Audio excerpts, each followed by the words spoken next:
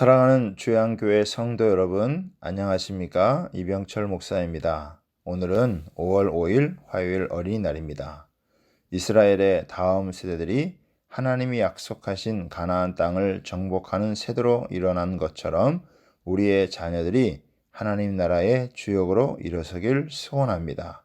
오늘 하루도 자녀들과 행복한 시간을 보내시길 바랍니다.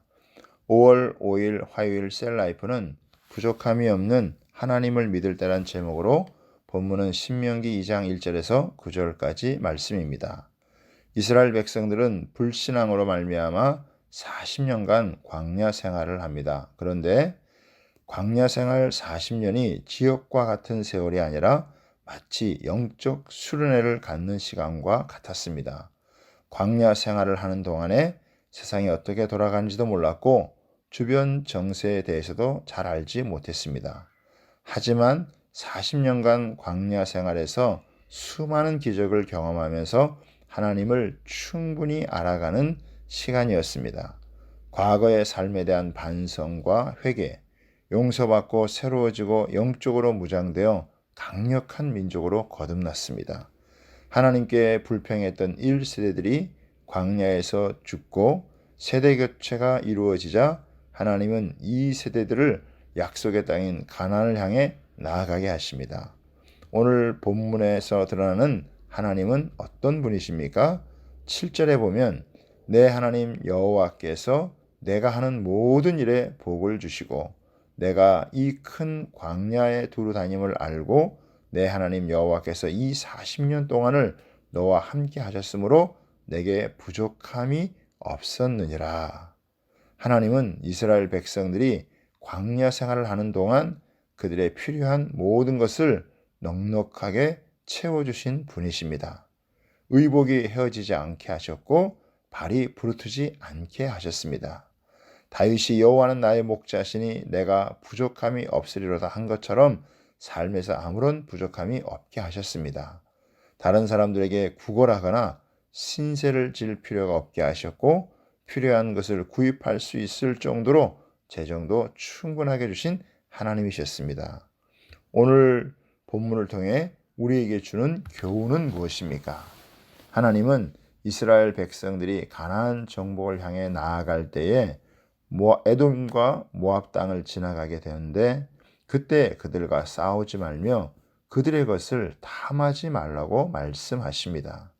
에돔 족속은 세일산에 거주하는 에서의 후손들로 같은 동족이라고 말씀하셨습니다.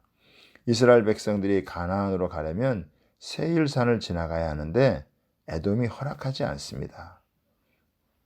이스라엘 백성은 이미 강대해져서 그들의 힘으로 제압할 수 있었습니다. 그러나 스스로 깊이 삼가서 그들과 다투지 말라고 하나님은 명령하십니다. 나에 대해서 적대적이고 힘들게 한다고 모두가 적은 아닙니다. 오히려 그것을 지날 때에 돈으로 그들에게 양식을 사고 물을 사라고 하십니다. 하나님께서 에돔에게 주신 것을 차지하려는 사소한 욕심에 붙잡히지 말라는 것입니다. 모압은 여인들을 동원해서 이스라엘을 넘어지게 했던 족속입니다. 그러나 하나님은 이스라엘 백성들이 모압 광야길로 지날 때 모압을 괴롭히지 말고 싸우지도 말라고 명하십니다. 그 땅은 롯의 자손들에게 주었기 때문이라고 하십니다. 하나님께서 주시지 않은 것을 가지려고 다투거나 싸우지 말아야 합니다. 사랑하는 성도 여러분, 이스라엘 백성들은 가나안 땅을 정복하러 가면서 에돔이나 모압과 싸우지 말고 그냥 가야 했습니다. 그 땅이 좋아 보이고 탐이 나는 것이 있어도 거기에 마음을 빼앗기면 안 됩니다. 이스라엘 백성들은 가나안 땅을 정복하기 전에 먼저 에돔과 모압을 용서하고 손해를 감수하는 삶을 배워야 했습니다. 하나님께서 허락하지 않은 것을 갖기 위해 욕심을 부려서는 안 됩니다. 오히려 하나님께서 가장 좋은 것을 예비해 두셨음을 믿고 나아가야 합니다. 사소한 것에 시간을 보내다가 진짜 중요한 것을 놓치면 안 됩니다. 오늘도 하나님께서 우리에게 가장 좋은 것을 예비하신 것을 바라보고 나아가는 복된 하루가 되길 바랍니다. 감사합니다.